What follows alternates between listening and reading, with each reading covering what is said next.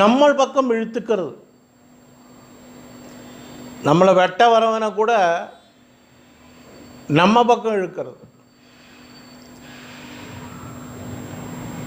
மகா பெரியவா ஆந்திராவில் போயின்னு இருக்கும்போது ஒரு தடவை